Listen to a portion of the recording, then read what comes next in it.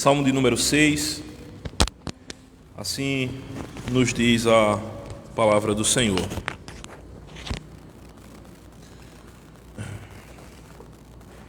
Ao mestre canto com um instrumento de 8 cordas, Salmo de Davi. Senhor, não me repreendas na tua ira, nem me castigues no teu furor. Tem compaixão de mim, Senhor, porque eu me sinto debilitado. Sara-me, Senhor, porque os meus ossos estão abalados. Também a minha alma está profundamente perturbada. Mas tu, Senhor, até quando? Volta-te, Senhor, e livra a minha alma. Salva-me por tua graça, pois na morte não há recordação de ti. No sepulcro, quem te dará louvor? Estou cansado de tanto gemer. Todas as noites faço nadar o meu leito, em minhas lágrimas o alago. Meus olhos de mágoa se acham amortecidos, envelheceram por causa de todos os meus adversários. Apartai-vos de mim, todos os que praticais a iniquidade, porque o Senhor ouviu a voz do meu lamento, o Senhor ouviu a minha súplica, o Senhor acolhe a minha oração. Envergonhem-se e sejam sobremodo perturbados todos os meus inimigos, retirem-se de súbito, cobertos de vexame. Amém. Amém, meus irmãos. Oremos ao Senhor mais uma vez. Senhor, obrigado pela tua palavra. Ela é o que nos vivifica. Aplica, Senhor, pelo poder do teu Espírito, poderosamente a tua palavra aos nossos corações. É o que nós te pedimos em nome de Jesus. Amém. Amém, meus irmãos. Como sempre temos lembrado, esse conjunto de salmos que vai do Salmo 1 ao Salmo de número 41, eles estão dentro daquele conjunto de salmos e que estão organizados dentro de uma temática que podemos pensar da confrontação. Aqui nós vemos o povo de Deus contra aqueles que não são povo de Deus, entre o que serve a Deus e o que não serve, entre o justo e o injusto. E avançando um pouco mais e pensando no entendimento da Bíblia como toda, à luz do Novo Testamento, quem são os nossos inimigos? Quais são os inimigos do povo de Deus? Nós temos pelo menos 3 inimigos em comum: o diabo, a carne e o mundo. Estes são os nossos grandes inimigos, aqueles contra os quais nós travamos lutas diárias. A nossa luta não é contra a carne nem sangue, mas é contra os principados e potestades. A nossa luta é uma luta espiritual, ainda que aqueles que nós algumas vezes encontramos e que se levantam contra nós, feitos de carne e osso, né? Se levantem contra nós, mas ainda assim não é contra eles a nossa luta, porque muitas vezes estão sendo utilizados como instrumentos de Satanás e instrumentos do inimigo. A nossa luta jamais é contra carne e sangue, mas é uma luta espiritual. E isso é importante no entendimento dos salmos, para que não sejamos levados a um pensamento que seja nocivo à nossa fé e o exercício daquilo que nós praticamos. E aqui nesse salmo, meus irmãos, o salmista Davi, ele começa se apresentando diante do Senhor, dentro daquilo que nós podemos compreender como sendo a situação do inimigo do pecado que habita nele. Ele diz: Senhor, não me repreendas na tua ira. Quando o Senhor se levanta para repreender, ou quando alguém está com o medo de que o Senhor repreenda, é porque certamente há algum pecado a qual possa ter cometido, e ele clama ao Senhor pela sua misericórdia, dizendo: Senhor, não me repreendas na tua ira, nem me castigues no teu furor. Tem compaixão de mim, Senhor. Ele clama ao Senhor pelas suas misericórdias, ele clama ao Senhor para que tenha compaixão dele, porque isso é próprio do Deus da aliança, o Deus que se relaciona com o seu povo e que é um fogo consumidor, um Deus que se ira contra o pecado e o pecador, mas um Deus que usa de misericórdia e compaixão para com aqueles que ele tem um compromisso com eles, para com aqueles aos quais ele olhou para ele e disse assim: você é meu povo e eu sou o seu Deus. O Senhor, Ele usa de misericórdia para com os seus. E no que diz respeito à nossa caminhada, na nossa vida cristã, enquanto estamos aqui, nós haveremos de cair em tentações, haveremos de cair em pecado, haveremos de fazer coisas que é mal aos olhos do Senhor e que ferem o nosso próximo. E quando isso acontecer, nada mais oportuno do que fazermos aquilo que o salmista faz aqui: clamar pelas misericórdias do Senhor, clamar pelo favor do Senhor. E de uma coisa estamos certas, meus irmãos, que quando vamos ao Senhor de modo sincero, com verdadeiro arrependimento e fé, o Senhor perdoa os inúmeros pecados que nós cometemos, até mesmo aqueles que de modo periódico, infelizmente, a gente comete. Pecado que a gente pediu perdão hoje, quem sabe daqui a 6 meses vai estar pedindo perdão de novo, e Deus, Ele perdoa. Se Ele disse, o Senhor Jesus, para Pedro, que não apenas 7 vezes, mas 70 vezes 7 Ele deveria perdoar o seu irmão, o que de esperarmos do nosso Senhor? De fato, em Cristo nós encontramos graça sobre graça, a plenitude do perdão, que não se encontra em um mérito nosso, mas se encontra na compaixão dEle mesmo, no Deus que coloca o seu coração na nossa miséria. Ele se lembra que somos pó, Ele olha para nós, Ele se lembra da constituição nossa, das nossas fragilidades, Ele se compadece de nós. Nós temos aquele que está sentado à direita do Pai, que é o nosso sacerdote eterno, e Ele se compadece das nossas fraquezas. Os sacerdotes da antiga aliança se compadeciam dos pecados do povo e sacrificavam em favor do povo para que os pecados fossem perdoados. O Senhor Jesus se ofereceu de uma vez por todas como sacrifício diante do Senhor, e Ele continua a interceder por nós e continua a ter compaixão de nós para que sejamos alcançados pelo favor do Senhor, e não tem nada nesse mundo que nos possa furtar dessa bênção de Deus. Às vezes o crente, devido à imaturidade, quando peca, ele quer fazer como Adão, né? Essa é sempre a síndrome do pecador: se esconder da face do Senhor, se esconder entre os arbustos, buscar um modo de se auto-redimir. Adão buscou pegar algumas folhas para cobrir a sua nudez, simbolizando ali o estado da sua vergonha espiritual, do seu pecado. E Deus, Ele é aquele que sempre vem ao nosso encontro. E aquilo que devemos fazer em Cristo Jesus quando pecamos contra o Senhor não é fugirmos da sua presença, não é deixarmos de vir para o culto, não é deixarmos de buscar a face do Senhor, mas é buscarmos ao Senhor com arrependimento e fé, dizendo: Senhor, me ajuda, me limpa dos meus pecados, tem misericórdia de mim. É como dizia Agostinho em suas confissões: eu sei, Senhor, que tem coisas que são terríveis diante da Tua face em mim. Eu sei que tem pecados que são por demais enegrecidos diante do brilho da Tua santidade. Mas quem senão o Senhor pode purificar-me? Quem senão o Senhor para curar-me deste mal? É o Senhor que nos cura deste terrível mal que nos assola. É o Senhor quem nos renova, é o Senhor quem nos limpa a cada dia. E nós podemos olhar para o Senhor e dizer assim como o salmista: tem compaixão de mim, Senhor, porque me sinto debilitado. Aquele que peca contra o Senhor, mesmo sendo um crente em Cristo Jesus, ele se sente debilitado. E é de uma natureza tal que nós sentimos não apenas nas emoções, mas o próprio corpo padece. Veja que ele diz aqui: sara-me, Senhor, porque os meus ossos estão abalados, também a minha alma está profundamente perturbada. É algo que atinge tanto as questões da alma, tanto as emoções, tanto aquilo que diz respeito ao homem espiritual nosso, quanto a nossa própria constituição física. Por quantas vezes nós não encontramos, ou podemos nos encontrar em terríveis crises de ansiedade, de medo, de pânico.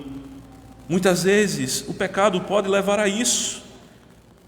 Aqui não apenas a alma padeça, mas o próprio corpo padeça. Não é que não haja questões físicas mesmo que levem à crise de ansiedade e à depressão, porque existe esse aspecto também, né, de questões físicas que atinjam a nossa alma, e a gente precisa tratar dessas questões porque são reais e verdadeiras. Assim como o espiritual afeta o corpo também afeta o espiritual, e a gente precisa tratar tanto de um quanto do outro.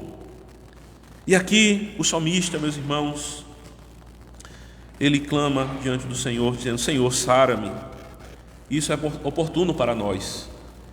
Independentemente de qualquer situação, o Senhor é aquele que nos sara, que da alma redime a nossa cova, que nos coroa de graça e misericórdia, que se compadece de nós assim como o Pai se compadece dos filhos.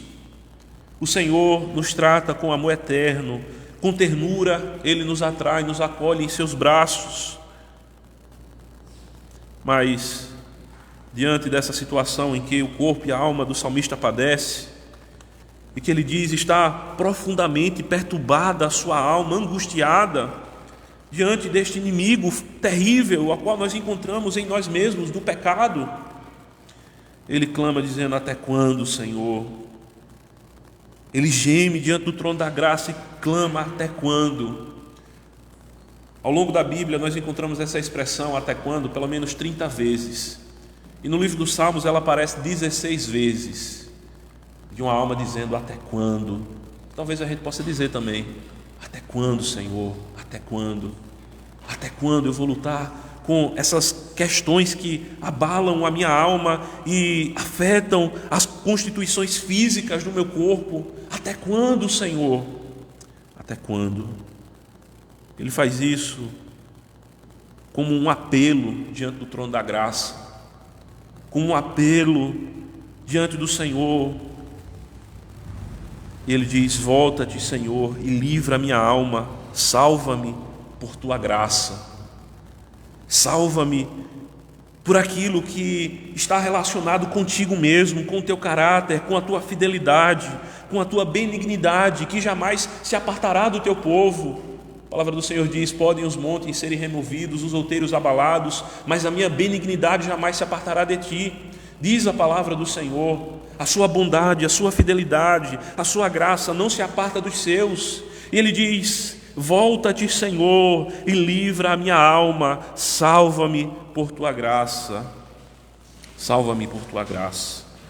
O Senhor é aquele que nos salva não por méritos nossos, mas pelos méritos daquilo que há nele mesmo. Ele é aquele que move as suas ações por amor a si mesmo e por a glória que é devida ao seu nome, dele que é santo, gracioso, misericordioso, compassivo, clemente. O salmista continua argumentando em sua oração, dizendo: pois na morte não há recordação de ti, no sepulcro quem te dará louvor? Estou cansado de tanto gemer, todas as noites faço nadar o meu leito de minhas lágrimas, o alago. Os meus olhos de mágoa se enchem, amortecidos, envelhecem por causa de todos os meus adversários. Adversários internos, adversários externos. Estamos sempre cercados por males internos e externos. E talvez possamos ser levados a estar em um estado de espírito semelhante ao do salmista, em que o nosso leito é alagado em lágrimas. A gente fica nadando em lágrimas. Veja, porque isso nos faz lembrar dos estudos que temos feito nas bem-aventuranças. Bem-aventurados os que choram. O salmista, ele chora diante da condição da sua alma e diante dos adversários que se levantam contra ele, dos instrumentos do mal que se levantam contra ele. Ele chora e clama diante do Senhor. No verso 8, ele diz: apartai-vos de mim todos os que praticais a iniquidade, porque o Senhor ouviu a voz do meu lamento, o Senhor ouviu a minha súplica, o Senhor acolheu a minha oração.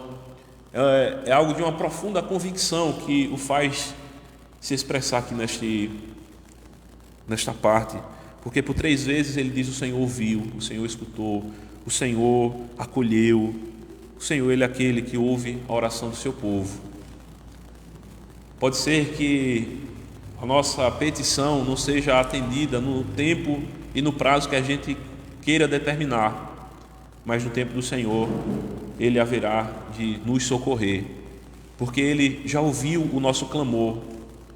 Dizia Martinho Lutero que até mesmo o olhar de um crente é uma oração, no sentido de que o Senhor está sempre com seus olhos diante de nós. O Senhor viu os gemidos do povo de Israel quando estavam afligidos no Egito. O Senhor ouviu o choro de uma criança quando foi colocada, a sua mãe o colocou distante dela porque pensava que ia morrer. E é dito que o Senhor ouviu o choro da criança e o Senhor enviou o seu anjo para cuidar deles ali naquele contexto. O Senhor ouve a nossa oração, os nossos gemidos, aquilo que aflige a nossa alma. Não existe ninguém especial. O pastor não é mais especial do que qualquer um de vós, irmãos. Não existe um crente sequer que o Senhor não escute a oração. Deus, Ele escuta as orações do seu povo e Ele se compromete em responder às orações que a Ele fazemos. O Senhor não está comprometido com os ímpios. O Senhor não está comprometido com aqueles que não estão na aliança, que não estão comprometidos com o ato de fato serem o seu povo. Mas Ele está comprometido sim com o seu povo. E nós podemos esperar que Deus, Ele ouça, que Deus, Ele ouve, que Deus, Ele acolhe, como o salmista expressa aqui.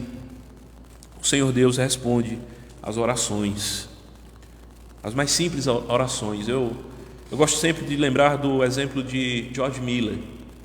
Certa vez ele precisava pregar do outro lado do oceano, e enquanto ele estava na embarcação, uma neblina veio e atrasar a viagem por muitos dias. Ele não ia conseguir chegar no destino dele para conseguir pregar e honrar com o compromisso. Então ele foi com o capitão do navio até um lugar reservado e fez a oração mais simples do mundo. A oração parecendo com a de uma criança, poucas palavras, simplicidade. E foi tão simples a oração que ele fez que o capitão do navio queria fazer outra oração para remendar a oração. Porque às vezes a gente pensa que para a gente orar, a gente tem que fazer a oração que serve, é aquela que a gente usa de expressões desesperadoras, quem sabe levantando as mãos aos céus e chorando e tremendo a voz e toda aquela situação. Mas Deus, Ele escuta as mais simples orações. Quando o George Miller terminou a oração, que o capitão queria fazer outra oração para remendar, tipo fazer como em alguns lugares diz, naquela oração de fé, o George Miller disse: não faço não, porque eu sei, primeiro porque eu sei que você não tem fé para acreditar que Deus vai remover esse nevoeiro aqui, e segundo porque eu sei que Deus já ouviu a minha oração. Então veja que maravilha. Então quando ele sai daquela sala onde eles estavam, olha para um lado, olha para o outro, não tinha mais nenhuma neblina. Então Deus, Ele é aquele que ouviu a voz do meu lamento, ouviu a minha súplica, acolhe a minha oração. Acolhe a minha oração. Portanto, irmãos, envergonhem-se e sejam sobremodo perturbados todos os meus inimigos, retirem-se de súbito cobertos de vexame. O povo de Deus não passa vergonha. Os servos do Senhor não passam vergonha diante do Senhor, porque o Senhor, Ele ouve a nossa oração, Ele se inclina para ouvir o nosso clamor. O nosso Deus, meus irmãos, Ele é maravilhoso. Obrigado, Senhor, pela Tua palavra. Tu és incomparável, Senhor. Tu és o Deus que está presente conosco.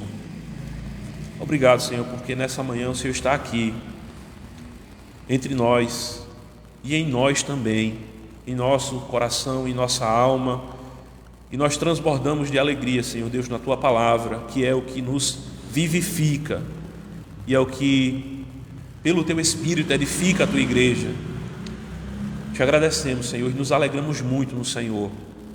Obrigado porque o Senhor é aquele que faz com que envergonhados sejam os nossos inimigos. O Senhor é aquele que triunfou na cruz, expondo os principados e potestades à vergonha. O Senhor venceu Satanás, o Senhor venceu a morte, O Senhor venceu o mundo, o Senhor venceu o pecado.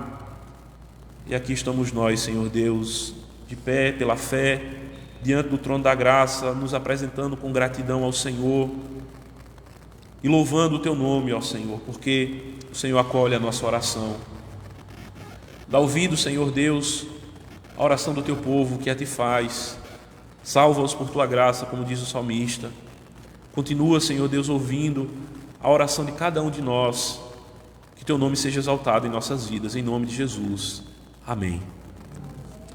Meus irmãos, nesse instante nós seguiremos com nossos estudo no Sermão do Monte. Então as crianças vão sair. Vamos passar ali, Israel?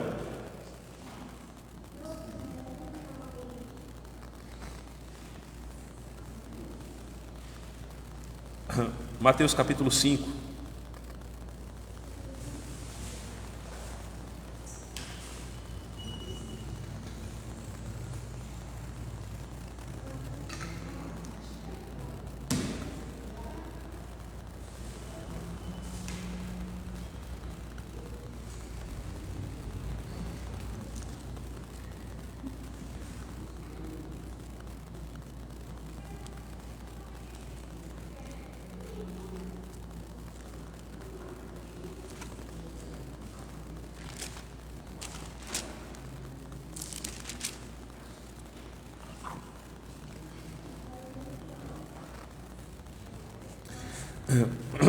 Mateus capítulo 5, assim nos diz a palavra do Senhor.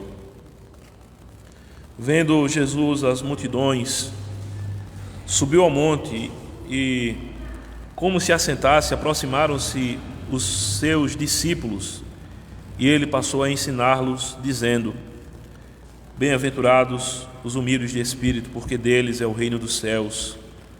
Bem-aventurados os que choram, porque serão consolados. Bem-aventurados os mansos, porque herdarão a terra. Bem-aventurados os que têm fome e sede de justiça, porque serão fartos. Bem-aventurados os misericordiosos, porque alcançarão misericórdia. Bem-aventurados os limpos de coração, porque verão a Deus. Bem-aventurados os pacificadores, porque serão chamados filhos de Deus. Bem-aventurados os perseguidos por causa da justiça, porque deles é o reino dos céus. Bem-aventurados sois quando, por minha causa, vos injuriarem e vos perseguirem, e mentindo, disserem todo mal contra vós. Regozijai-vos e exultai, porque é grande o vosso galardão nos céus, pois assim perseguiram aos profetas que vieram antes de vós. Vamos todos juntos fazer a leitura do verso de número 8. Bem-aventurados os limpos de coração, porque verão a Deus. Deus bendito, continua nos abençoando, ó Pai. Nessa manhã possamos ser mais uma vez edificados pelo conhecimento que brota da Tua palavra. Ajuda-nos, Senhor, porque o nosso refúgio está em Ti. Tu és a nossa força e a nossa fortaleza.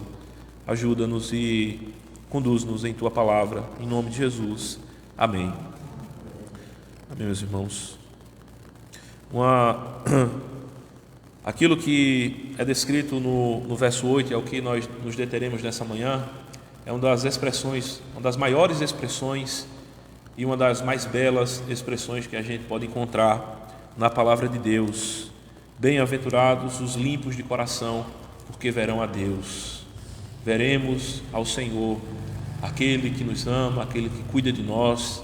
Veremos o nosso Redentor. Quando eu olho para esta bem-aventurança, eu me lembro daquilo que Jó diz lá no capítulo 19, versículos do 25 ao 27, porque eu sei que meu Redentor vive e por fim se levantará sobre a terra, e depois de consumida a minha pele, contudo ainda em minha carne verei a Deus. Vê-lo-ei por mim mesmo, os meus olhos e não outros o contemplarão, e por isso os meus rins se consomem no meu interior. Ele é levado a ter uma profunda emoção diante dessa convicção de que ele verá a Deus. E qual é a base para que ele possa vir a contemplar ao Senhor? Qual é a sustentação da sua fé para que ele possa chegar ao ponto de dizer: eu vê-lo-ei por mim mesmo? Ele dá uma ênfase, ele é enfático: eu verei com os meus próprios olhos ao Senhor. É aquilo que ele diz: porque eu sei que o meu Redentor vive. Aqueles que verão a Deus, aqueles que têm um coração purificado, aqueles que têm um coração limpo, é aqueles que verão a Deus, é aqueles que dizem que o seu Redentor vive. Esta é a base da limpeza do nosso coração, da pureza do coração, de um coração que foi purificado, de um coração que está limpo. É porque nós temos um Redentor, alguém que nos limpou dos nossos pecados. Nós temos alguém que pagou um alto preço para que o nosso coração, que por natureza é corrupto, é mau, é vil, o coração do homem, do interior do coração brotam, como diz o Senhor Jesus, os homicídios, os adultérios, os assassinatos, brotam também todo o ateísmo, brota tudo aquilo que é contrário à lei de Deus. Quem é que nos purifica dos nossos pecados? Quem é que purifica o nosso coração para ser um novo coração, para fazer, como diz lá em Ezequiel 36, eu vou tirar o coração de pedra de vocês e vou colocar o coração de carne. Quem é que faz isso? É o nosso Redentor. O nosso Redentor, aquele que vive, aquele que foi morto na cruz do Calvário, mas que venceu a morte. Ele é aquele que nos dá um coração limpo, um coração em paz, um coração não mais afligido por uma consciência de culpa diante do trono da graça, mas um coração que repousa tranquilamente, dizendo: agora eu tenho paz e eu verei a Deus, porque o meu Redentor vive. Se dependesse de mim, eu não alcançaria essa bem-aventurança. Não apenas esta bem-aventurança, mas todas as bem-aventuranças aqui colocadas, nós jamais alcançaríamos se não pudéssemos dizer assim: o meu Redentor vive. Se aquela tumba tivesse vencido o nosso Redentor, nós não poderíamos dizer isso. A única coisa que poderíamos dizer é como o apóstolo Paulo, que poderíamos ser os mais miseráveis dos homens. Se Cristo não ressuscitou, é vã a nossa fé, mas o nosso Redentor vive. E porque Ele vive, nós podemos ter uma firme convicção, podemos ser movidos a uma forte fortaleza de que nós veremos a Deus. Mesmo diante de sofrimentos que enfrentamos nessa vida, sofrimentos que enfrentamos com aspectos físicos de doenças, com questões financeiras e com aquilo que ainda resta de corrupções da nossa própria alma, nós temos a convicção de que um dia o reino de Deus haverá de vir de forma plena e não mais seremos atingidos por esses males. E não apenas isso, nós veremos a Deus, nós veremos o nosso Cristo ressurreto, nós veremos aquele que foi morto pelos nossos pecados. Os nossos olhos verão o Rei em sua glória. Os nossos olhos haverão de se fechar para esse tempo, e quando abrirmos na eternidade, nós veremos o Senhor. Mas, meus irmãos, aquilo que também é apresentado nessa bem-aventurança é também um antegozo daquilo. O reino de Deus, nós experimentamos um antegozo daquilo que haveremos de desfrutar na eternidade. Desde já nós já contemplamos ao Senhor, desde agora nós olhamos ao Senhor pela fé. Desde agora, os nossos olhos, a nossa alma é levada a ver aquele que não pode ser visto pelo olho físico, mas que é visto pelo olho da alma, do coração.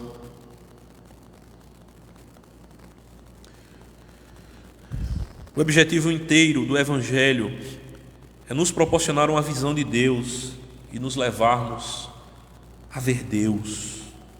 Este é o objetivo do Evangelho. Qual foi a missão de Jesus? Foi fazer o Pai conhecido, revelar o seu nome. Certa feita, Natanael, ele diz: mostra-nos o Pai. Ele diz: como é que tu diz isso? Tu não vê que o Pai está em mim, que eu estou no Pai? Aqueles que estão em Cristo Jesus e que o contemplam pela fé, já veem o Pai, contemplam a Deus, têm uma visão do Senhor.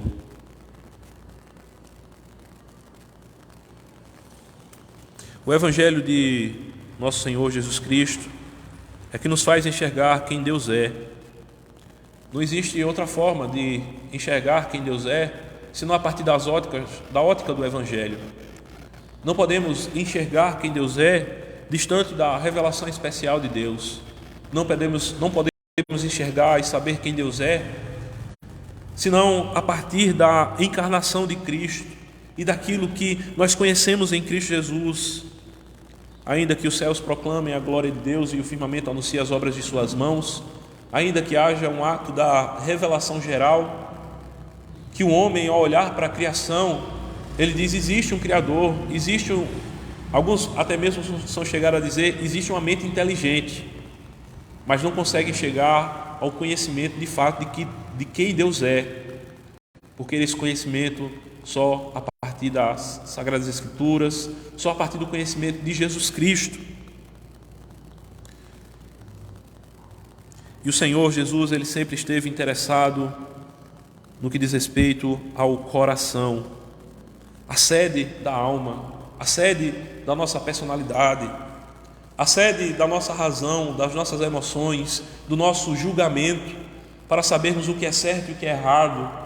O Senhor Jesus sempre esteve preocupado com aquilo que diz respeito ao nosso ser. Ele sempre esteve ensinando aos seus discípulos a terem cuidado para que eles não fossem como os fariseus, que atavam fardos pesados sobre as costas dos homens, mas que nem com o dedo mínimo ele os ajudavam a mover. Eles eram aqueles que falavam muito e faziam pouco, que exteriormente o seu exterior era bonito. Eles se vestiam de toda uma pomposidade religiosa, de toda uma aparência religiosa, mas o seu interior estava cheio, como o Senhor Jesus diz lá em Mateus 23, de rapina e intemperança. Eles são como sepulcros caiados, por fora adornados, aquelas tumbas que às vezes a gente olha no cemitério e a gente diz: rapaz, para que a pessoa fez um negócio desse tão suntuoso? Às vezes a gente vê que são verdadeiras casas que às vezes o povo constrói dentro dos cemitérios. Mas o que é que há dentro ali daquela casa? São restos mortais.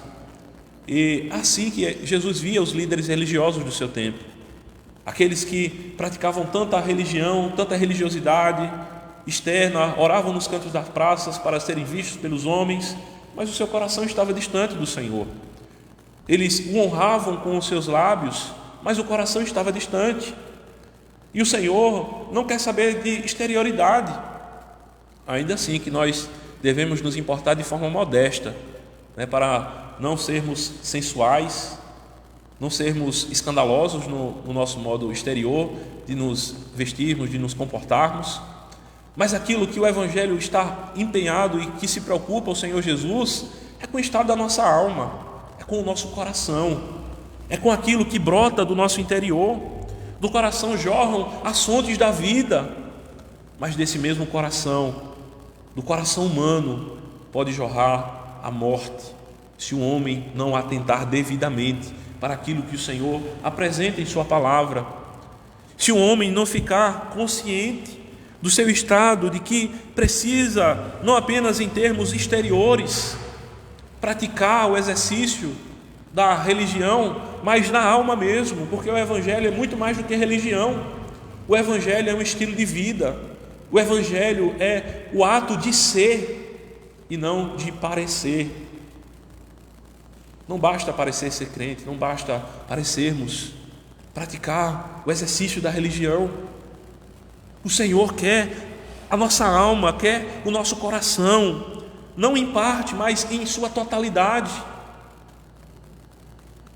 Não é apenas dizer assim: eu já dei meus 10% do dízimo e está tudo bem. O reino de Deus não é um clube em que a gente paga a mensalidade do clube, a inscrição a mensalidade como os aplicativos de internet. O reino de Deus não é isso. O Senhor, Ele quer 100% da nossa alma, da nossa vida, do nosso trabalho, do nosso esforço, da nossa dedicação, da nossa família. Ele não quer partes apenas, Ele quer a totalidade da nossa vida. Aquilo que diz respeito à nossa relação na igreja e aquilo que nós fazemos fora da igreja. Tudo o que nós fazemos, tudo o que nós praticamos, a nossa vida como um todo, deve estar lançada aos pés do Senhor como um holocausto vivo diante do seu altar. Haviam sacrifícios que eram feitos no contexto da administração da aliança, da graça no Antigo Testamento, em que alguns deles, como o holocausto, ele era completamente consumido. E a gente pode pensar nisso fazendo uma relação com aquele texto do apóstolo Paulo, quando ele diz: apresentai-vos a Deus como sacrifício vivo e agradável, que é o vosso culto racional. Nós devemos nos apresentar a Deus como sacrifício vivo, como o holocausto que foi consumido diante do altar, que não restou nada daquela oferta que foi oferecida.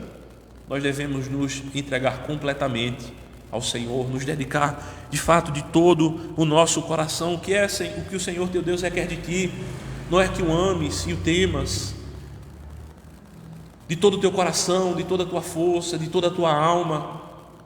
O Senhor requer isso da gente, amá-lo com toda a intensidade do nosso coração.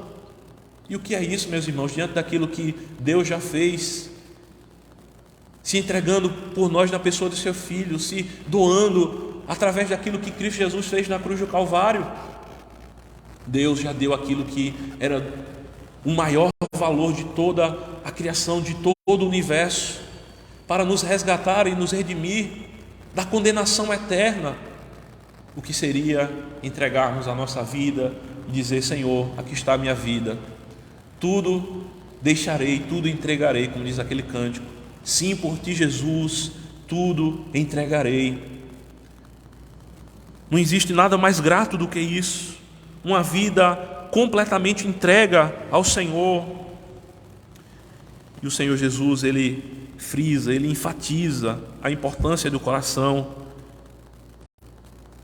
É importante a razão, o intelecto, mas ainda mais importante que isso esteja unido ao coração, à alma. Meus irmãos, é uma verdadeira maldição para a igreja quando um crente ele pratica a religião apenas do intelecto, mas não do coração, da alma, não da totalidade do seu ser. É uma maldição, é uma verdadeira tristeza. Uma comunidade de irmãos que são um clube de estudo, parecido com os filósofos gregos, para discutir teologia, discutir filosofia cristã, discutir doutrinas, mas que o coração e a alma não é transformado. É uma verdadeira tristeza quando um crente se importa dessa maneira. É algo que corrói dentro da igreja, é algo que lacera os relacionamentos, porque é apenas a mente e não o coração. Era assim com os fariseus. Para nós cabe a advertência para termos todo o cuidado do mundo, para que não apenas a nossa mente seja movida, o nosso intelecto, mas o nosso coração, nossas emoções, o nosso fazer, aquilo que as nossas mãos produzem, aquilo que os nossos pensamentos produzem, os nossos sentimentos produzem, aquilo para o que nós nos inclinamos. Nós precisamos atentar para a questão da alma, do coração.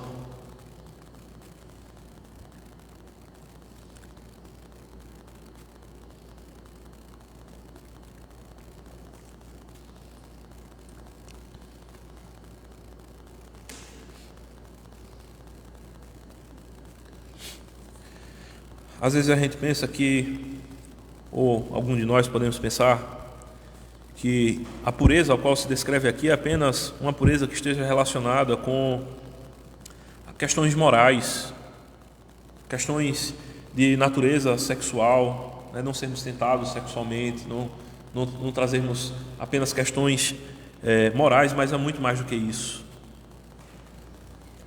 Do coração procedem os maus desígnios, os homicídios, os adultérios, prostituições, furtos, falsos testemunhos, blasfêmias. Mateus 5,19. A palavra puro ou limpo é usada em referência à roupa que foi lavada, ao grão de que toda a palha foi removida e ao ouro que foi refinado, até que todas as impurezas tenham sido removidas. Um coração puro, portanto, é aquele que teve todos os desejos pecaminosos removidos. Positivamente significa amar a Deus com todo o meu coração, alma e mente. Significa viver toda a vida para a glória de Deus. E isso só através de Jesus. Não tem como viver uma vida para a glória de Deus senão pela fé em Jesus. Alguém pode até tentar dizer assim: mas eu faço obras de misericórdia, faço caridade, mas isso não é suficiente para uma vida que glorifica a Deus. Tem hereges que querem apontar, o caminho das boas obras como sendo um caminho de salvação, de redenção da alma. Isso é um grande engano. O sofrimento também não redime a alma. E eu digo isso lembrando do livro do Ariano Suassuna, O Alto da Compadecida, e o filme também, que retrata a cultura popular do Nordeste. E às vezes, se na cultura popular tem-se essa ideia, não, mas fulano foi alguém que sofreu tanto, Deus vai usar misericórdia simplesmente porque ele foi alguém que sofreu muito, a pobreza, ele vai ser redimido por causa disso. Mas não é por causa de pobreza ou mesmo de riqueza que alguém é salvo e tem o seu coração purificado. É por Jesus Cristo. Jesus salva tanto o pobre quanto ele salva o rico. Mas se o rico ou o pobre não tem Jesus, não tem salvação, tanto para um quanto para o outro. É necessário crer em Jesus Cristo para ser purificado o seu coração e para viver uma vida que glorifica a Deus ativamente, conscientemente, de forma que o Senhor se agrade com o nosso viver, que a gente caminhe com o Senhor, a gente ande com Deus. A mera educação não leva um homem a tornar-se limpo de coração. Não é porque alguém é educado, é um bom cidadão, é alguém que vai bem nos seus compromissos sociais, que este indivíduo é alguém que é limpo de coração. Ele pode ser nas relações humanas, em certa medida, ser uma pessoa que a gente consegue se relacionar com ela e tudo bem, mas não será limpo diante de Deus, porque a educação em si mesmo não purifica o nosso coração. Quantos são aqueles que são extremamente intelectuais, são doutores e praticam coisas terríveis, vergonhosas, são corruptos, são pessoas que estão distantes dos padrões que a palavra de Deus nos aponta. Uma boa maneira de pensarmos sobre a pureza de coração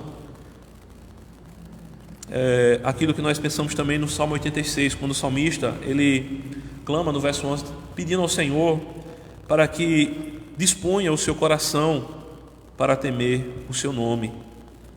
Temer ao nome do Senhor é andar pela fé. Temer ao nome do Senhor é ter um compromisso com o Senhor. Temer o nome do Senhor é estar na aliança com o Senhor e andar de conformidade com os requisitos dessa aliança. Temer ao Senhor é andar como aquele homem do Salmo 1, que não se detém no caminho dos pecadores, não se senta na roda dos escarnecedores, seu prazer está na lei do Senhor. Existe uma compatibilidade da vida prática com aquilo que nós professamos e declaramos. E a pureza de coração, acima de tudo, vai estar sempre centrada em Deus, vai estar sempre centrada no nosso Redentor. É porque Ele nos purificou que nós temos essa bem-aventurança em nossas vidas. Aqui, enquanto estamos, meus irmãos, nós somos igreja militante.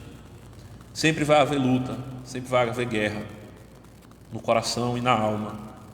Sempre vai ser uma vida em que a gente vai enfrentar duplicidades muitas vezes em nossa alma, como o apóstolo Paulo traz lá em Romanos 7.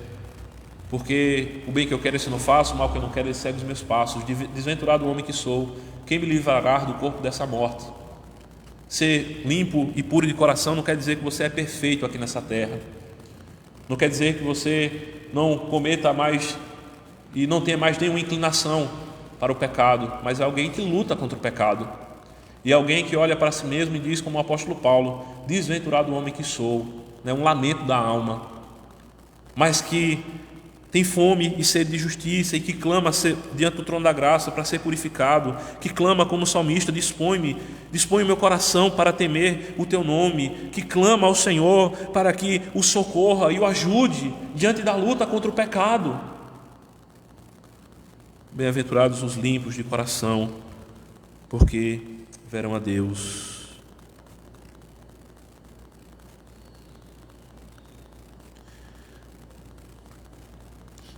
O salmista, quando ele expressa pedindo para que o Senhor incline ao temor do Senhor, e pensando com aquilo que temos refletido aqui, para temer o nome do Senhor, é como se ele estivesse dizendo: faz meu coração tornar-se singelo, tira dele toda a duplicidade, tudo aquilo, todas as pregas e dobras que lhe ofuscam a visão, e deixa-o puro, sincero, inteiramente isento de qualquer hipocrisia.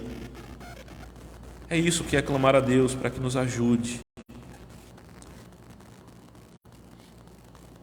Em Apocalipse 21, 27 diz assim, Jonas, ele se refere às pessoas que serão admitidas na Jerusalém celestial. Ele diz: nela nunca jamais penetrará coisa alguma contaminada, nem o que pratica a abominação e mentira, mas somente os escritos no livro da vida e do Cordeiro.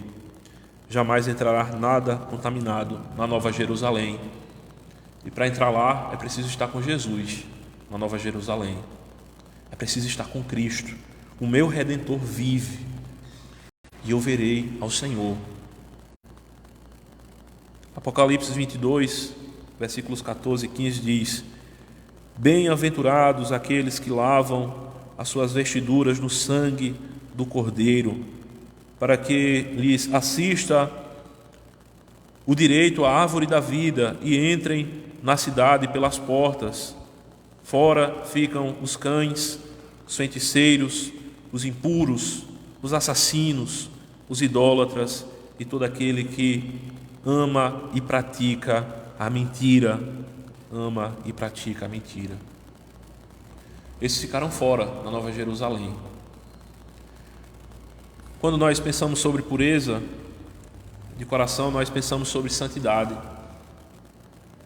E é por qual vontade que nós temos sido santificados? Diz a carta aos Hebreus: é nesta vontade que temos sido santificados. É pelo derramar do sangue de Jesus na cruz, no Calvário. É por aquilo que Jesus fez na cruz que nós somos santificados. Não existe santificação, pureza fora de Jesus. Fora de Jesus tudo que há é imundícia, a imundícia do pecado. Fora de Jesus tudo que há são coisas abomináveis da visão de Deus, a ótica de Deus, no que diz respeito ao ser do homem. O homem, ele é nascido em pecado. Existe um mal terrível entranhado em sua natureza. Todos aqueles que vieram a este mundo, eles nasceram em pecados, com essa natureza. Por isso, a necessidade de que sejam purificados pelo sangue de Jesus Cristo, que nos limpa de todo pecado, o Cordeiro de Deus que nos purifica, que tira o pecado do mundo, Jesus Cristo, o seu sacrifício, aquilo que ele realiza. Sem santificação, diz Hebreus 12, 14, santificação sem a qual ninguém verá o Senhor. É preciso ter santidade posicional em Cristo. Posicionalmente, todos aqueles que creem em Jesus são santos, diante de Deus, mas não podemos descartar também a santidade, santificação progressiva. Posicionamento em Cristo, nós já somos santos adequadamente diante do Senhor, mas ainda existe também uma santificação que nós devemos exercer progressivamente em nossa vida. A luz do justo vai brilhando mais e mais até ser manhã perfeita. Nós precisamos nos esforçar para cada dia nos limparmos da sujidade da nossa alma, lutarmos contra o pecado em oração, em jejum, participando da vida da igreja, lendo a palavra. A base vai ser sempre aquilo que Jesus fez por mim, mas existe um esforço que eu preciso fazer também para viver uma vida de santidade. Existem caminhos que eu preciso saber que eu não devo me aproximar deles, porque eu sei que eu vou cair. Caminhos que vão ser facilitadores para o pecado, e eu tenho que ter a sabedoria de dizer: eu não vou caminhar por esse caminho, porque eu sei que se eu for aqui eu vou quebrar a cara, eu vou cair, meus pés vão escorregar e grande vai ser o tombo. Eu preciso ter o cuidado com a minha alma, com a minha santificação, com o meu temor ao Senhor, com aquilo que eu executo a cada dia. O salmista diz no Salmo 51: cria em mim, ó Deus, um coração puro e renova dentro de mim um espírito inabalável. Possamos clamar diante do Senhor para que Ele crie em nós um coração puro, um espírito inabalável, de alguém que o ama, que o serve, que está diante da sua face, que reconhece o seu pecado, que sabe que ainda não alcançou a perfeição aqui, mas que está caminhando para Canaã celestial, e que todo aquele que é nascido de Deus busca se limpar, diz a palavra do Senhor, busca viver de modo adequado com a sua fé. Ninguém jamais viu a Deus, o Deus unigênito que está no seio do Pai é quem o revelou. Em Cristo Jesus nós encontramos tudo aquilo que nós precisamos para sermos limpos no nosso coração, para podermos contemplar ao Senhor, vermos ao Senhor.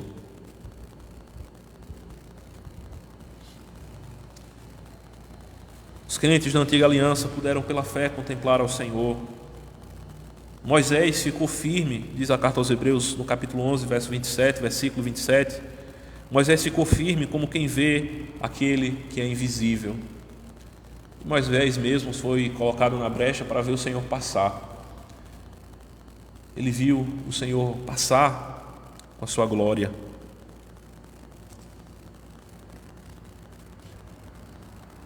Muita coisa, meus irmãos, ainda é para nós um enigma. Todavia chegará o tempo em que veremos essas realidades face a face. E João acrescenta: amados, agora somos filhos de Deus e ainda não se manifestou o que haveremos de ser. Sabemos que quando Ele se manifestar, seremos semelhante a Ele, porque haveremos de vê-lo como Ele é. Você já tomou consciência de que se aproxima o dia em que você verá a Deus, o Deus bendito, face a face, não por meio de algum espelho ou obscuramente, mas face a face? Nós veremos a Deus, meus irmãos. Nós veremos o Senhor em sua glória. Nós veremos o Rei exaltado. Bem-aventurados os limpos de coração, porque verão a Deus.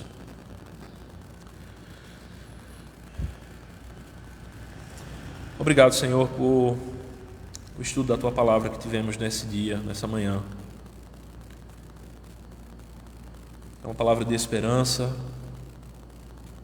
uma palavra que nos consola, um estudo que nos consola, é um estudo que nos chama à responsabilidade,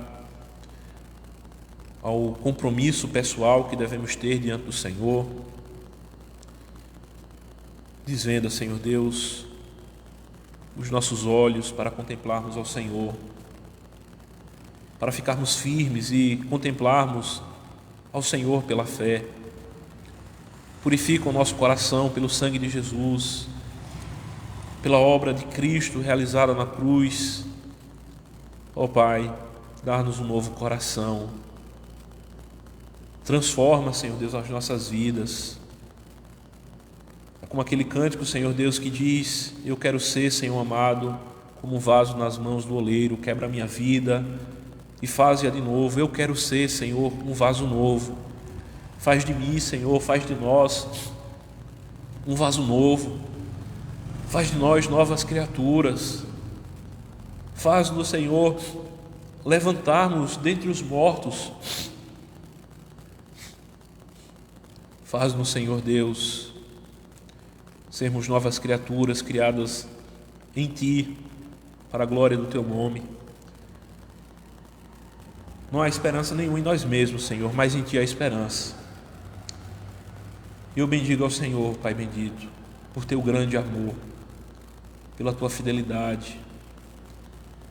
Louvado seja o Teu nome, ó Pai. Nós Te agradecemos, em nome de Jesus.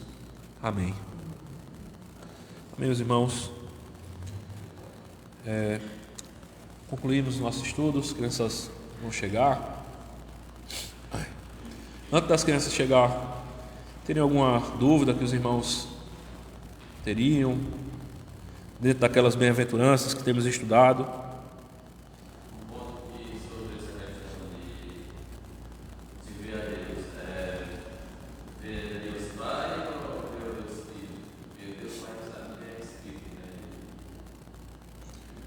Nós, como foi a conclusão, né? Agora nós conhecemos em parte, mas um dia nós conheceremos na plenitude de todas as coisas. Se nós contemplarmos o Filho, nós já veremos o Pai, né? Porque o Filho está no Pai e o Pai está no Filho.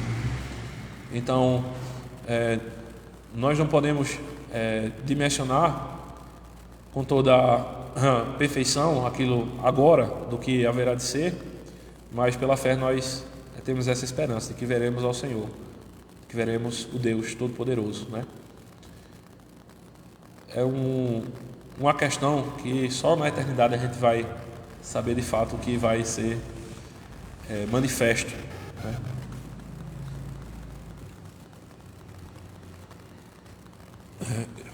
Eu acredito que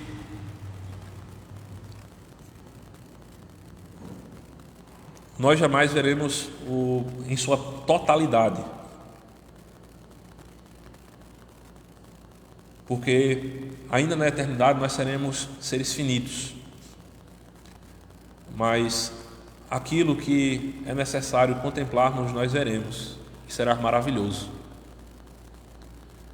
Será a visão mais majestosa que a gente já teve, porque não existe ninguém mais majestoso do que o Senhor. Às vezes a gente fica maravilhado com a obra de arte, quando a gente vê uma obra de arte, algo belo, né, que alguém se dedicou ali, que houve tanto esforço, e a gente vê, não, de fato ali há uma glória da arte, ou até mesmo naquilo que a gente vê na criação, né? As belezas de uma cachoeira, as belezas de uma vista de um monte alto que possamos contemplar, mas nada vai se comparar com aquilo que nós haveremos de contemplar no Senhor. Nós o veremos face a face, nós veremos o Rei em sua glória, nós veremos o Cristo ressurreto, nós veremos aquele que é Deus, e os limpos de coração verão a Deus. Não sei se a gente vai ver como Moisés. Moisés viu o Senhor passar, né, e viu as costas, né?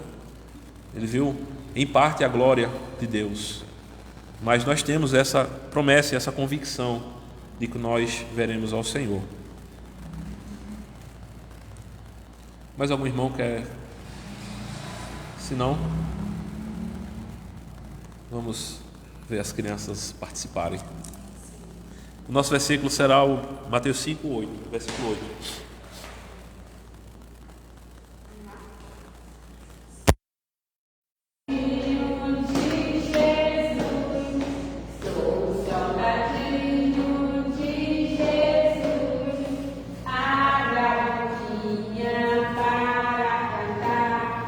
Feche os olhinhos para orar.